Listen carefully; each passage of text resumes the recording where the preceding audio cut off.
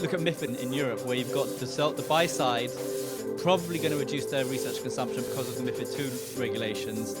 Maybe AI could be a way that they can come into that, help streamline their costs on the research so they can pay for what they really need. As well, can you tell us about Greenwich Associates? Yeah, so Greenwich Associates has been around for about 40 years. We specialize in doing consulting and research for the sell side, essentially. My group is a little bit different. We're called the Market Structure and Technology Group, so we really look at any kind of changes to market structure being brought about by technology or regulation that affect how people buy and sell things. So that's what interests us, and that's what interests our clients. What are some of the ways that your business is working to advance FinTech? So, FinTech is a very important issue for our customers who are financial services firms, like technology providers, sell-side brokers, and so forth. And everyone's looking at FinTech and seeing what's the next thing that's coming, what are the opportunities, and what are the threats out there. Right. One thing I focus a lot on is blockchain. So that's very revolutionary. It's been really taking off. We've done a study recently. Their spending is up to about $1 billion a year by all different companies in the ecosystem globally. So it's huge. There's a lot of money being invested in that, and it has a potential to transform basically any traded asset class. People are looking at syndicated loans. They're looking at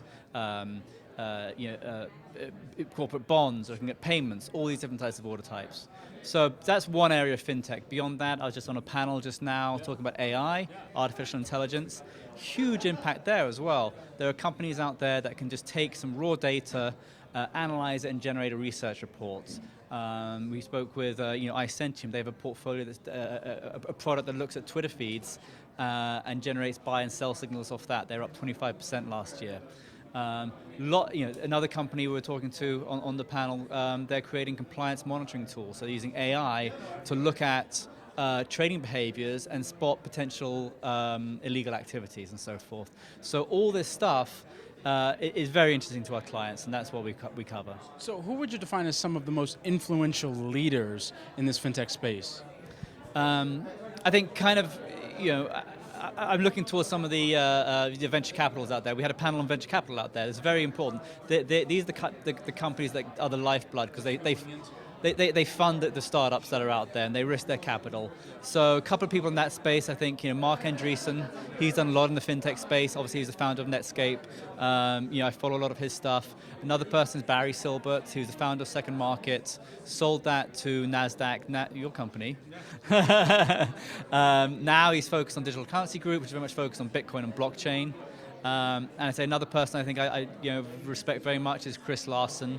He was the founder of Prosper, and he's now the CEO of Ripple, which is in the blockchain space. So another great leader in the space. What do you see as the future of FinTech? I think it's going to be a lot more disruption. I mean, what we have, whether it's AI coming in and disrupting how research is done. You look at MiFID as well in Europe, where you've got the buy side probably going to reduce their research consumption because of the MiFID II regulations. Maybe AI could be a way that they can come into that, help streamline their costs on the research so they can pay for what they really need. Many other areas. You look at the banks. They're constrained for capital, particularly in corporate bond trading. So it used to be that if you're a sell-side fund manager, you wanted to sell a bond, you'd go to your broker. He's like, all right, I'll just buy it. I'll hold it on my balance sheet. Well, their cost of capital now is really 10% or higher.